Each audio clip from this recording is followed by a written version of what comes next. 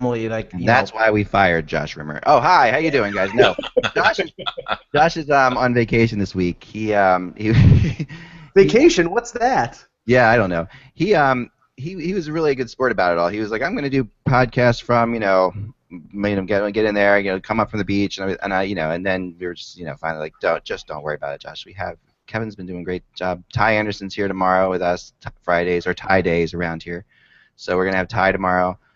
Yeah, so that's where And Josh is. Usually Fridays are no tie days. That's right. That's right. They're usually casual Fridays. And vacations, for people who are wondering, is what you used to get in the 1980s. Yeah, before Twitter. Yeah, exactly. Twitter destroyed vacations, as we know it. It's not too long before every reporter hires. Here's a great job. If you want to work from home, this is a business. I know a lot of you guys out there are watching our podcast right now. Probably do work from home, or else you wouldn't be watching it. So here's the thing. Here's what you do. You start a business. You find a journalist, okay, who's in a certain kind of field, and you do nothing but check Twitter for that journalist. And when something interesting happens on Twitter, you text that journalist, and that to me is a future job. That sounds like a good idea. No, it's a great idea, and I know, Mike. And but no, Kevin, wouldn't you love to have somebody do that? Yeah, exactly. So that I don't have to stay on Twitter. So yeah. Right, and somebody just says, okay, we've got this is and then because it's one of the have like 3 or 4 people doing it all the time, and just take on several different journalists, have Twitter searches set up. It's a really easy business, but I'm telling you, journalists would pay for it. Yeah, well, it's would be the modern equivalent of the old clip services where people would just keep track of all the breaks that were on, reprinted every day, and they'd send out a massive email with it in, or in the early years they'd mail it to you. So yeah, mailing news. Can you imagine that in this day and age? The Penguins are signing a player. I'll drop a letter in the mail and send it to you. You'll get it. I can't imagine. I can't imagine a world without social media right now. But like today is the baseball trade deadline, and let's talk about that. Let's start the show because I'm going to start the show now. Okay. Let's talk about that because I do want to mention that as in the show too. It was interesting. Okay, so it's the 31st of July. I know that because 30 days has September, April, June, and November. All the rest, which this would be a rest, was 31. Except for February, which has a different amount of days, and I can't remember whatever that is. So here we go. Starting now. Hey, Hockey World. It's Thursday. It's July 31st, 2014. I'm Michael Agello. I'm Kevin Allen. And I'm Eklund. And don't ask me why you were watching Mike as I gave that introduction. I'm switching the cameras, and I'm terrible with that kind of stuff. So that was just Mike looking at me doing that introduction, but that's okay. We appreciate you guys joining us today. It's a Thursday. It's the final day of July, and we're going to get into we had a really good question yesterday from our chat room that we're going to be getting into in a little bit about the worst 5. Who we think the worst 5 teams in the NHL are going to be next year. This goes along with my pool that I want to do. I told you about this last year, Kevin, of the worst goalie pool every year, and I just still have to figure out how to make this happen. But I have to figure out how. Like there's the worst quarterback pools in football. I want the worst goalie pool. Like every time a guy gets pulled, you get extra points. Every time he gives up his save percentage stays under 900, things like that. So we'll figure that out. But today we're going to talk about the worst 5 teams in the most positive way we can, because that's what we do around here. It's just not that easy. But before we launch into that, let's talk a little bit about Nick Spaulding signing a new deal with the Penguins. He gets $4.4 million over 2 years. But what's interesting to me about that is, what it leaves, left for the Penguins. And, they still have to have at least 2 more forwards, and one of them has to be Brandon Sutter. They have to re-sign him. So they've only have, by my estimation, about $4 million left.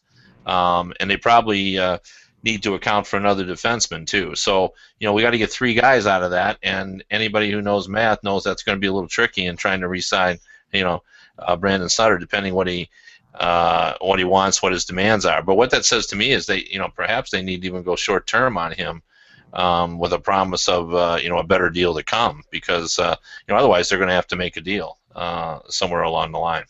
Yeah, because you would think Sutter would be. What? Well, he's a priority. Yeah. You got to get him signed. I mean, he's one of the better number 3 centers in the league, and sometimes he has to move up and play number 2 when you play Malkin and Crosby together. And that's the one issue that the Penguins still have is they still seem to me, in my mind, be one forward short in their top 6. Yeah. They lost. They had it with Jokinen. Now they've lost him. They got Hornquist back.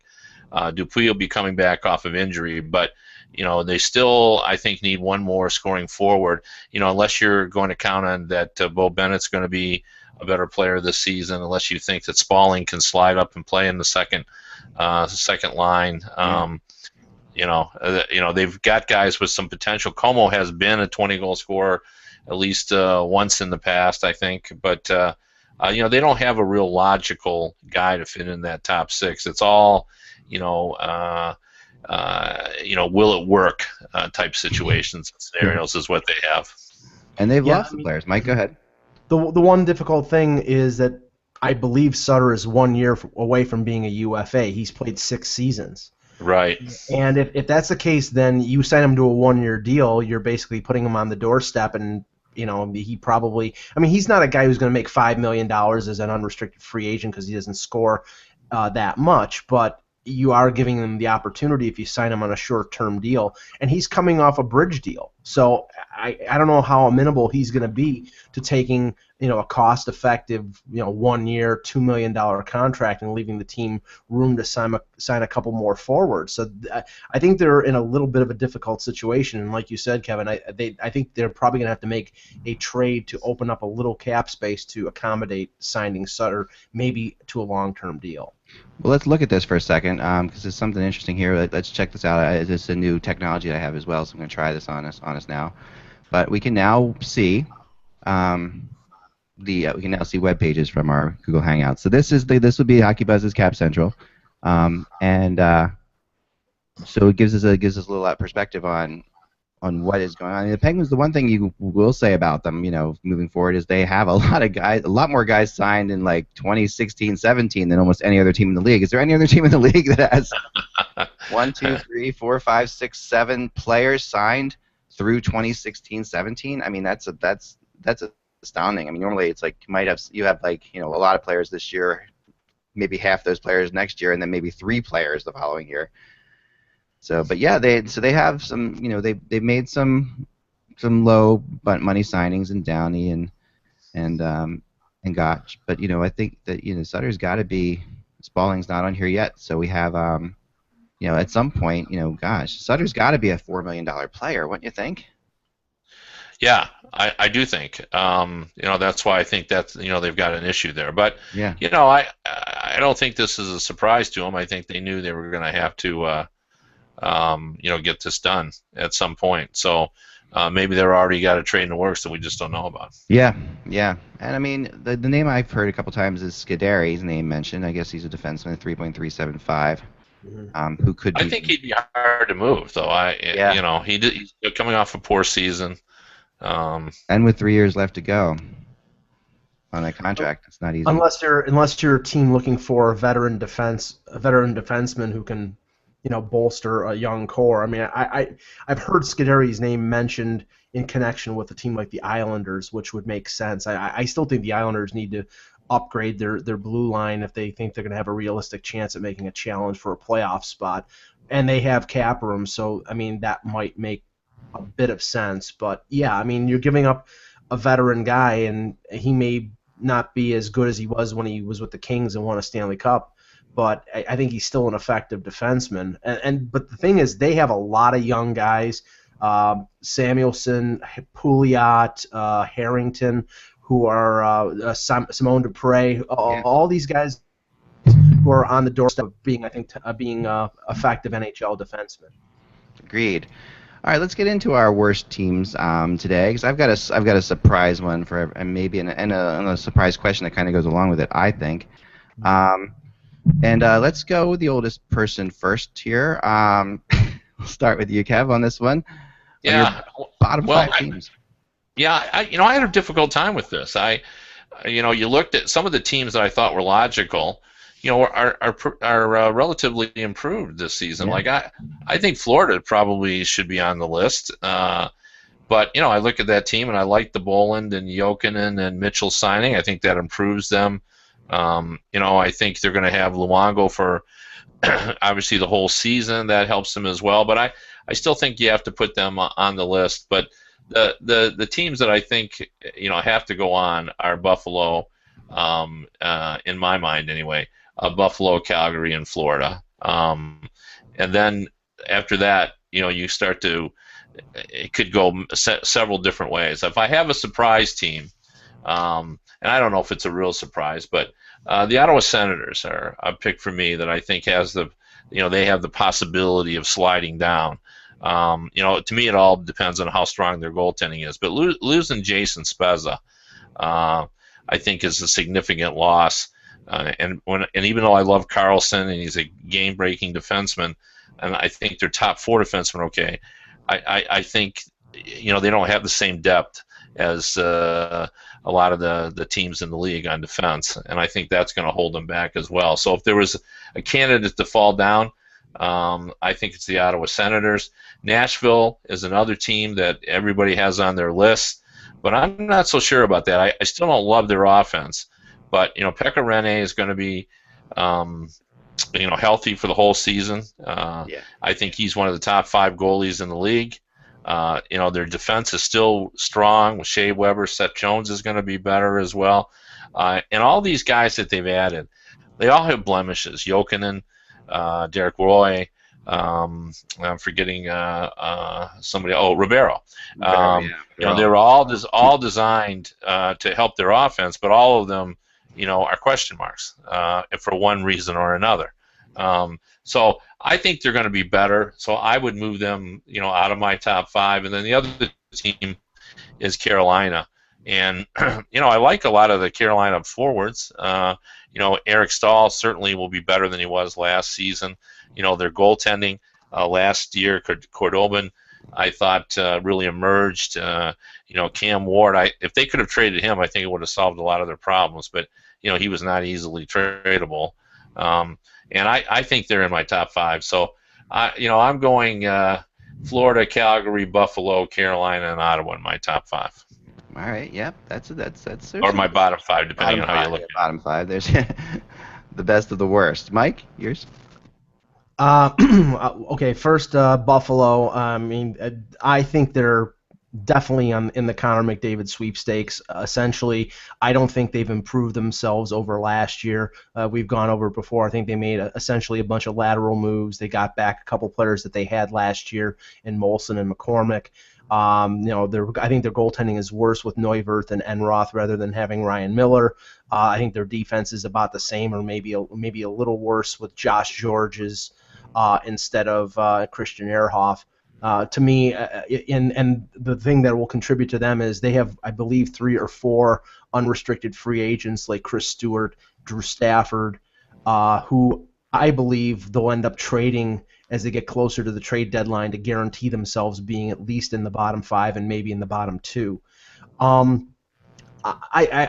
I think Ottawa is one of the guaranteed 3. To me, it looks like they're shooting for a top 2 spot. I get that sense too, Mike. And you said too, Kevin. I really just almost feels like, and the moves that they're making, they're just not going out and getting that center. I agree. Go ahead, Mike. Continue. Yeah, and the whole Bobby Ryan scenario that we've talked about, Ak. I think if it gets close to the deadline and they haven't gotten him signed on a long-term extension, they probably know he's going to walk. Then they'll probably end up moving him. In the West, I think Calgary is a definite. I think Calgary could have a better chance of finishing 30th overall than the Sabres do, because Calgary plays against all the tough competition in the West, and that's going to be a real challenge to them. And especially if they're playing a 19-year-old kid in Monahan and an 18-year-old kid in Bennett, I think it might benefit them to send Bennett back to the OHL for another year of seasoning. Yeah. But if they want to expose him to the NHL, I think they're going to expose him to a lot of losing. One of my surprise picks is the Winnipeg Jets. I think their goaltending is below average. They haven't really made any kind of big moves, and they have this Evander Kane thing hanging over their head, which I think, if it festers into the regular season, could be a snowball effect of them just having internal organizational strife. I think there's a lot of talent there, but sometimes that talent isn't coming to the forefront. So I think they could have some real trouble this year. And the one I'm sort of rubbing my hands with glee about is the Vancouver Canucks. They have a lot of talent. They added Ryan Miller, but I still think that there is something wrong with that organization. And again, if the Sedins I think the Sedins are starting to show their age. They really don't have a lot after the Sedins in terms of offense. If the Sedins have injury problems or just are falling down in production at age 34, there's not a lot there. So I think there's a chance again, because they're playing in the West where there's a lot of tough competition, that they could be in the bottom 5 as well. So what are your exact 5 now that you have? Buffalo, Ottawa, Calgary, Winnipeg, and Vancouver. So four of the five are Canadian teams. No one wants to play in Canada. That's why. No, that's all right. So I'm not to pile on the Buffalo bandwagon, but they seem like a team that's not building for now. They're building for a couple years from now. Although a couple years from now, they could be pretty damn good. Oh yeah. That's the one thing I'll say about the Sabres. They have drafted pretty well. They've got good prospects. I like where they're going. I am not sure Enroth is the starting, but I'm a big Enroth fan because he grew up idolizing Pelle Lindbergh, as did I. So once I heard him say that to me one time, I was done. That's it. I like Enroth. I like Jonas Enroth, and he's definitely he looks like Pelle Lindbergh if you watch his style. By the way, sometimes I'm a big person on hockey goalie styles. He very much plays the Pelle Lindbergh style. But the Sabres are. There's no way they get out of the bottom 5. I mean, they might not be the last team in the league. But yeah, I completely agree with you. I also do agree on Ottawa. As all three of us have said now, there's just feeling you get, with Ottawa. It's just like they don't seem as if they are, and they're definitely not going for it. In the past, we have seen Ottawa make some moves that, like they picked up certain players to really make runs, and even in the years that they struggled. And that's the one thing that's really tricky about picking Ottawa, right? Is because they had that year 2 years ago where they had all the injuries and still snuck into the playoffs and made it hard. So they have that ability. And when you have a defenseman like Carlson, it's hard to pick them out of the playoffs. It's just such a plays so many minutes, such a great player. He's just going to win them games. But I still put them out of the playoffs now. And saying that, I think that I still put them in. I put them in my bottom 5. When you talk about Winnipeg, Mike, I thought about Winnipeg here, but I'm going to be very hypocritical here. I think Trouba is good enough to keep them out of the bottom 5.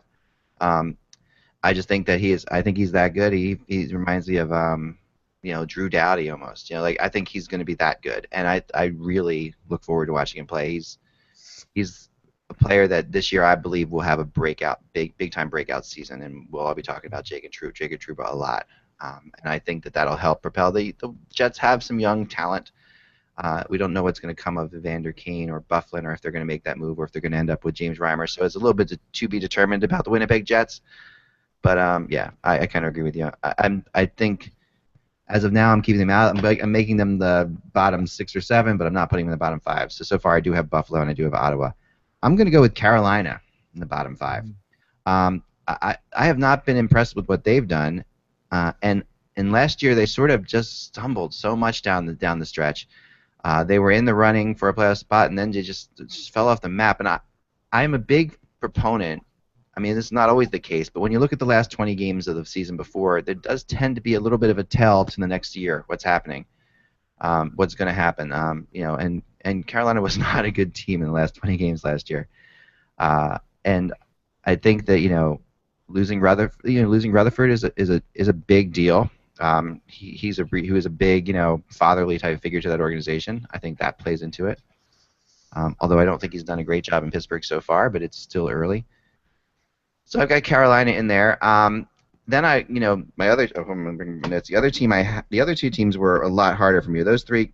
Calgary is a weird one to me. Calgary is a team that I know they're playing a hard division. I know that they're playing against really good competition, but they also looked very good towards the end of the year last year. And there were moments when Calgary, I know they were playing for nothing too, so it's very hard to pin this all on anything. But they had moments when you could see the young talent they had coming up, and I really like Jonas Hiller as a pickup for them. You know.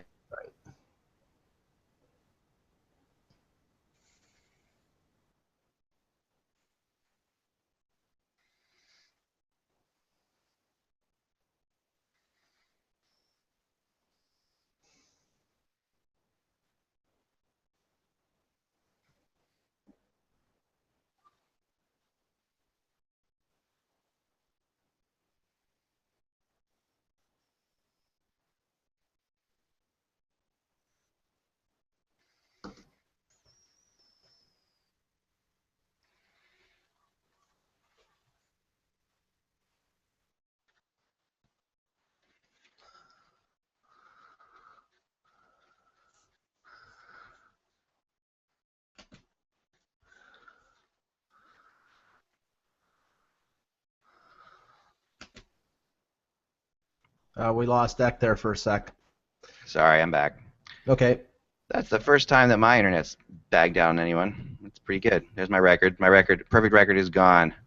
All right, so I was talking about Calgary, and I really felt as if I watched a lot of Calgary Flames games down the stretch because I didn't know a lot of the players that were playing. I wanted to learn about them, and I was impressed by them. I was impressed by their ability to battle. You know, they were a battling team, and they had moments when they looked terrible, of course. But I honestly think Hiller could frustrate the heck out of a lot of groups there. A lot of players on that. A lot of the teams out west are going to have a tough time. And Edmonton, you know, they do play Edmonton a lot, so Edmonton's not a great team. And I think they'll frustrate a lot of their own fans because I think a lot of their fans are expecting them to be, you know, improve, but not so much that they're going to be not going to be in the bottom 5. I mean, right now they're in the stage of their, you know, development that I think most everybody wants them to finish low so they can get another good franchise player. Yeah, and I don't think that's going to happen. I do think they're going to be better than the fans will want them to be. You know, I can see this. I can see the fans saying, you know, this is going to be a disaster. Da, da, da, da, da. I can see that happening very easily. But the other bottom, so we've got I think that's 4 for me, right? Yeah, 4. You got Calgary, no, I have 3. Ottawa, I have 3. Buffalo, Carolina. Right. That's 3. Yeah, I'm sorry, bring up my notes here because I got all flabbergasted there when I lost everything. But yeah, the other team that'll surprise probably everybody and is a little bit ridiculous, I do admit, but I just don't know if I can even say it. I'm going to put it there. I'm going to leave it. No, I'm serious. No, honestly, I think the New Jersey Devils are going to finish in the bottom 5 of the league. And I had a feeling you were going to go there. and the Devils fans will be happy to hear this because when I have picked the Devils to be terrible, they went to the Stanley Cup that one year. And so I'll tell you this much: I see the Devils as just a real. They feel like to me like a Pandora's box type team, just completely. There's too many issues, too many things that could happen. I think Nashville's going to be fine. I think Laviolette will have an impact on his first year, and Rene will be impactful. And I think the Devils, you know, and along the lines of Devils, I'll say I'm not that much different than the Washington Capitals. Like I could see the Capitals going either way. Now I know Barry Trotz is in there as his first year and all that, and I'm a big Barry Trotz fan, but it's quite an experiment in Washington for Barry Trotz even. So I want to see how that plays out. And this is not my hatred of the Devils. Trust me, it's not. It's not my hatred of the Devils at all. So let's just say that if the Capitals, after spending $5.5 million on Orpik and $5.75 on Niskanen, if they finish in the bottom 5, then I think Mr. McClellan, who's their new GM, is going to have a very short stint as GM there. I'll say that's for sure. And you know, in my final bid on this team, you know, this was really hard because I went back and forth, but I still think the Islanders are in the bottom 5 of the league. And I think that's good news for Buffalo. It is good news for Buffalo, but I still think that they're just not quite there. I have not seen them make make the moves you'd expect them to make, especially going into this new building. I was really hoping for bigger things than this. So those are my bottom 5, yeah, and I think that that's what we have. I think we're getting some feedback from you, Kev. Maybe your volume's up a little bit. No, I think a player might be open. A player might be open? Yeah, like I can hear the YouTube feed, the live feed coming back. Okay, I think that was Kevin. Yeah, there we go. So he's going away. We'll hope he'll be back in. So so my bottom 5 are. Go ahead. To repeat, just not to lose my mind for a second because I'm doing too many things. Sorry about the frustration. Sorry as I'm doing a bunch of things at the same time. But I did Buffalo, Carolina, Ottawa, New Jersey, and New York, the Islanders. I think here's my other crazy prediction. Just on top of it all, and I'll just throw this out there as a blind prediction right now. Mm-hmm. That when I look at the 2 teams that made it to the conference finals last year in the East, I don't know that either of them is going to make the playoffs this year. And that's it. Just when I look at the teams, how they've improved, I think Montreal and the Rangers are going to both have a tough time making the playoffs.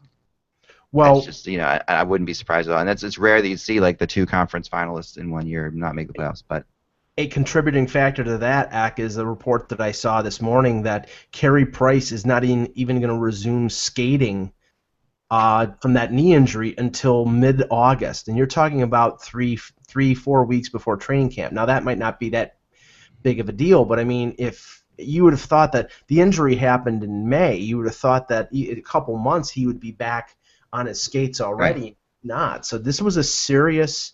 This was a serious injury. Well, this injury, and it also didn't stretch back even beyond that, before that injury to the Olympics even at times they said. So yeah, I think that. There is Kevin again. I think that Price's injury is that serious. That is my issue. Kev, how you doing? You all right? I'm back. Cool, excellent. So my 5 teams, again were Ottawa, New Jersey, the Islanders, Buffalo, and Carolina. Yeah. The one point I wanted to make about Winnipeg, I know Michael put him on his list. It's almost lost now that after Paul Maurice took over, they were really playing at about a 95 or a 96 point pace. He actually had them playing pretty well. That's why I didn't have them on my list. They were playing like a playoff team. Now, the big question is did so many teams get better in the West? Because they really didn't. Yeah. And I share Mike's view of their goaltending. I think everyone in the league thought they might make a move, and they didn't again. Kevin Cheveldayoff has shown amazing confidence in Pavelec, who, he had his goals against average was better than was above 3. His save percentage was down near 900, and they really need him to be about a 915 in order to make the playoffs, in my opinion. But the New Jersey one is really not all that shocking to me, because they're a team that's always right on the cusp. I mean, they could either make the playoffs or make a long run. They've got good analytics, though. When you look at their puck possession stats, they're a pretty good team, and there's a lot to like about the Devils and a lot to worry about the Devils. Well, that's it, right? They're in every game is a 1-goal game. Every moment is a 1-goal moment. They play on the edge all the time. They never have. I mean, I would love to see a stat on how many 2 or even 3-goal leads they had on teams last year. They never play in that situation. As we know, like, they would have made the playoffs had they been able to win a shootout, right? So, in the last couple years, so they're a tough one.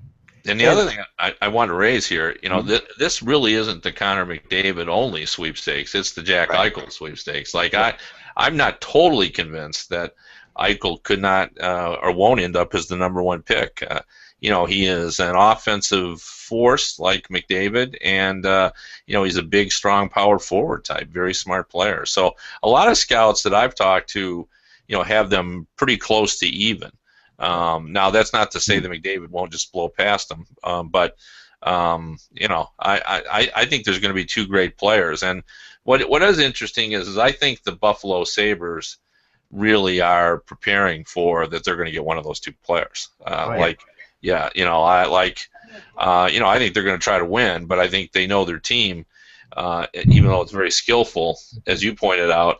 2 or 3 years from now, they're going to be really, really good. They know this season that it's set up that even if they try their hardest, they're going to be in that group too. And I wonder, like if you're the if you're the Carolina Hurricanes, are you thinking about that now? I mean, if you hear Carolina Hurricanes, you're not going to win the Stanley Cup this season, so right. That's always a hard issue. I've never believed the teams really want to have thrown games. I think we've moved beyond that. Back to the old days, I think that was a problem. But I think teams make moves with the idea, well, we might as well be in the sweepstakes. Well, that's the thing, right? And go ahead, Mike. Well, I mean, Carolina, the bulk of their moves in the offseason has been taking Maple Leafs. They brought in Jay McClement, they re-signed Tim Gleason, and last January they traded for John Michael Lyles. So that doesn't actually inspire confidence that this team is making an upward swing. I mean, as I said, Eric Staal, who knows, right? He's a big question mark, and if he doesn't go 100%. Right, at the beginning of the year, I mean, if this core muscle injury that he has, if it starts the season slowly for him, like the knee injury did last year, and they're well behind halfway through the year, then they might start, trading a few pieces to, get down as low as Buffalo or Calgary possibly could to get a top pick. Ottawa is in the same situation as Buffalo, not only because I don't think they really made the additions, but if you look at their roster right now, they have 4 guys who are key players who are all UFAs. Not only Ryan, but Clark MacArthur, Mark Mathot, who's a pretty good defensive defenseman, and Craig Anderson, who's a UFA. They just signed Robin Leonard to a 3-year contract this morning. He's probably the future. So even if Anderson's playing well, they'll probably trade him at the deadline. So Buffalo and Ottawa are positioned well. Even if they're playing around 500 or a little less, they're going to jettison 3 or 4 players at the deadline and be bad down the stretch. Well, was the question. No, Kevin, were you at the draft in 1984 when Mario Lemieux was picked? No, I was not. Okay. I wasn't at that draft. So. I wasn't sure. So there's a great video, and then one of this launches into perfectly the last topic I want to talk about today. Give about 10 minutes to go in the show. The TSN did an incredible documentary called Playing to Lose. And it was the story of the Pittsburgh Penguins 83-84 season. And like you said, you think it was a problem before, long ago, but maybe not now. This is one of probably the best cases ever. And I just want to show you the very beginning of this video, which I can do now through the miracles of technology. I'm going to show you. And you'll get an idea. That's what I was going to ask you. You read the video because first of all, look at this. If you look at this, I was going to try to find you in that crowd. I was going to. You had to be somewhere in there, And I love the draft board. It's like a big whiteboard. Some fantasy football leagues are more right nowadays, more fancy. But anyway, so we're going to start this just as a little bit of this video. You're going to love this. This is really interesting. So, let's see if I can get this working. Here we go. Pittsburgh. Number 66, Mario Lemieux. Ever since I was a little kid, like they teach you to win at all costs, to win, everything is to win. And people look at you as the guy who did something underhanded to get a chance to draft Mario Lemieux. What is tanking? You have to do what's best for your franchise. This thing ever blows up in our face, we're going to never live this down. So this is TSN did this really good. I loved it, and it's something you should check out for sure. You guys get a chance on TSN. It's called Playing to Lose, and it's really what it goes through, and it's amazing because you have the GM and the coach there going back and forth throughout the video, giving completely different stories. It's the craziest thing. It absolutely. There's no way by the end of this you can't feel that they were playing to lose. I mean, the GM keeps saying, "Oh no, we wouldn't do that," and then the coach would come on and say, "Well, you killed me. Why are you playing him? Why are we playing this guy? Why are we playing that guy? Da da da da.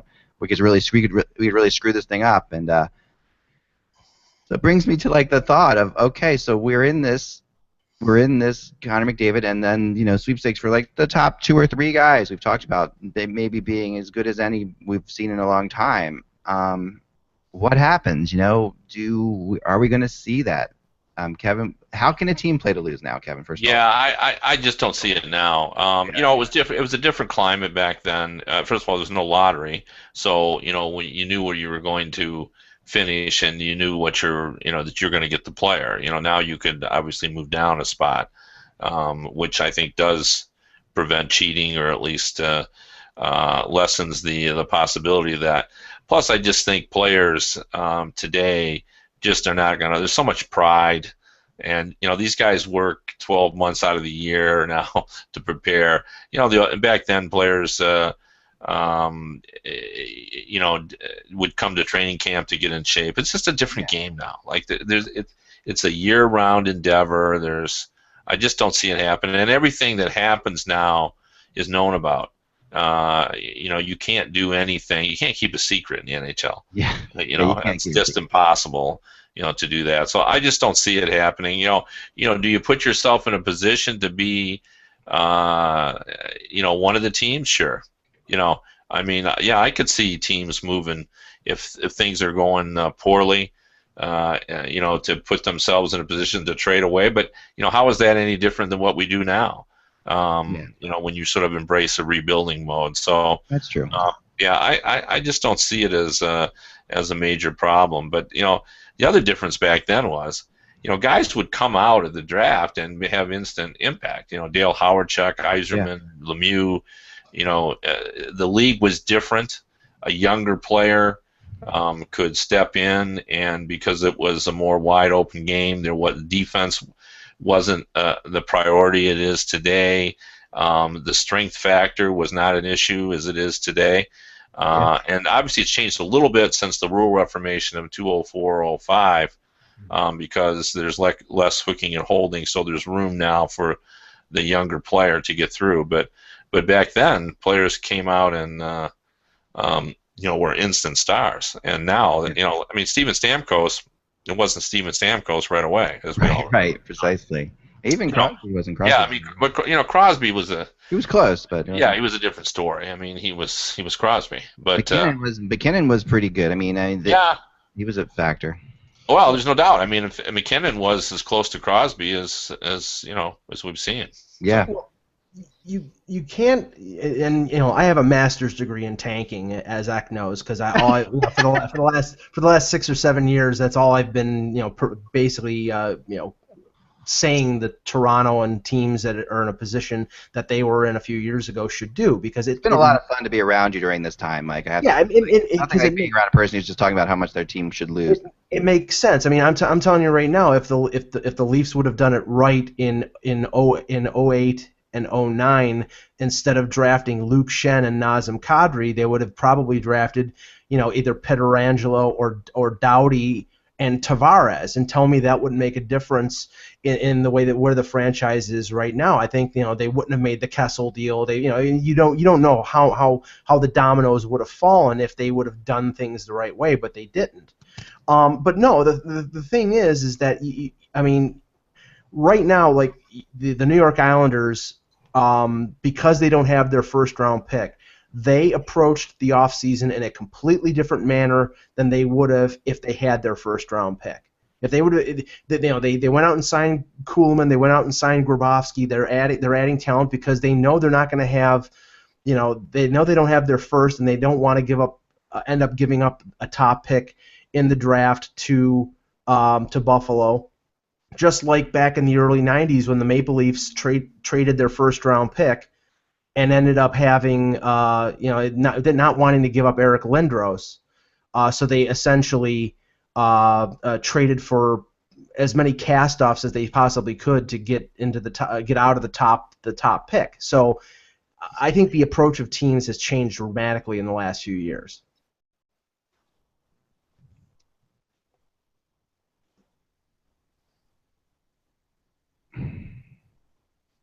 Hello. You still with us, Eck? Is it just you and me now, Kev? Is it just you? I don't know. We haven't. It may be, but there was a few moments of Kevin just staring at you folks out back. Well, there is a way to shut me up. Just cut the connection. The whole Google Hangout just went nuts. Anyway, there's definitely a Google issue today, but that's fine. I mean, you know, without this great company, this program wouldn't be possible at all. So I'm not going to rip them too much.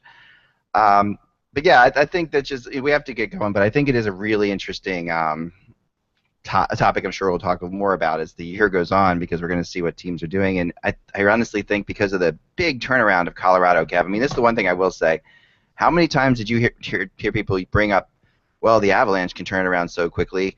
Why can't we? You know, that was a really common theme among people I talked to this summer.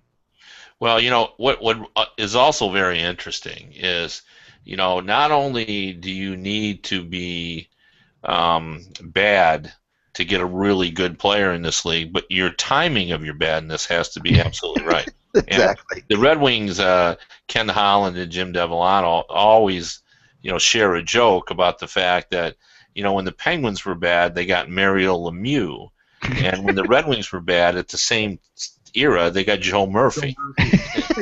And right. You know, so you know, sometimes you're just bad at the wrong time, you know, and you don't end up with the right player. So you know, this is a very good year to be very bad. Right. As much as Wendell Clark is loved in Toronto, you know, Wendell Clark was drafted the year after Mario Lemieux. Now imagine if the Leafs had gotten Mario Lemieux instead of Wendell Clark, you know, you might the 47-year drought that the Leafs have gone through may not have been the case. And sometimes you are horrible, but a ping pong ball goes a different way. You lose the first pick to Chicago, and that player comes back and scores in overtime to beat you in the Stanley Cup at home. So you know, that can happen too. And sometimes, you know, we talk about puck luck, but there's also ping pong ball luck, as the Pittsburgh Penguins have had with this picking of, you know, Sidney Crosby. I mean, we all remember that. And in 1970, when the Buffalo Sabres get Gilbert Perreault with the first pick, and Vancouver, and he was a decent player, but Vancouver gets Dale Talon with the second pick. Yeah, I mean, it's just how it goes, right? And you know, another topic for another day is should every team have a chance at the first overall pick? Because I think they should. I still do I'm kind of in that mindset that every team should. I kind of like that too. It makes the draft more interesting, even if it's a real long shot. I mean, yeah, you know, what if the Kings, you know, get like Eichel or something? So well, go ahead, Mike. Not to be Leaf centric, but I want to throw this out to you before we end the show. If every team in the league got a chance, you know, 30th place to first place overall, got a chance to pick first overall next year, and the Maple Leafs, you know, made the playoffs and maybe had a 1% chance, and they got Connor McDavid, how much conspiracy theory and fixing this, it would make the Patrick Ewing thing in the NBA pale by comparison. It would be psychotic. Oh, for sure. I mean, people are always going to say that. It's the day and the age of the internet. Everybody's skeptical of everything that happens. So, you know, that I agree with you, but I still think I was at that, you know, that day when they drew the ping pong balls. You were there, Kevin, when they drew the ping pong balls for the Sidney Crosby thing, and when they went team by team by team, when everybody had a shot that year, right? Yeah. And that was fun. It was a lot of fun. It was great fun. It was really good theater, and it came down to, you know, as I said, two waterfowl, the Ducks and the Penguins. And, you know, one ended up with Bobby Ryan, and one ended up with Sidney Crosby. So there you go. That's all the time we have. A couple quick news notes. The Flyers announced today that they are inducting Lindros, Leclerc, and Desjardins into their Hall of Fame. That is a big deal. We'll talk about that more tomorrow, because that's the Flyers, you know, growing up a little bit. And I really am impressed by the fact that that the Lindros relationships have gotten better, and that'll be a fun day. All three of those teams shunned by all three of those players came via ways of teams in the province of Quebec, by the way. So there you go. Lindros. And the Leclerc Desjardins trade, which is still, to me, I was there, that trade still was, that was the reason Lindros had a great career. The Leclerc, because before that, Lindros was good, but he wasn't. John Leclerc made Lindros great. There's no two ways about that. So that's all the time we have, guys. We'll talk again tomorrow. Remember, without the buzz, it's just hockey. Remember to follow Kevin Allen at @ByKevinAllen on Twitter, and read him on the USA Today all the time. And Mike is at Mike in Buffalo, and you can find him on HockeyBuzz. So, and I'm at Eklund. Have a great day. Tomorrow we will be back with Ty Anderson on Friday, and we will celebrate Friday with Ty Day again. We'll talk soon. Thanks, guys.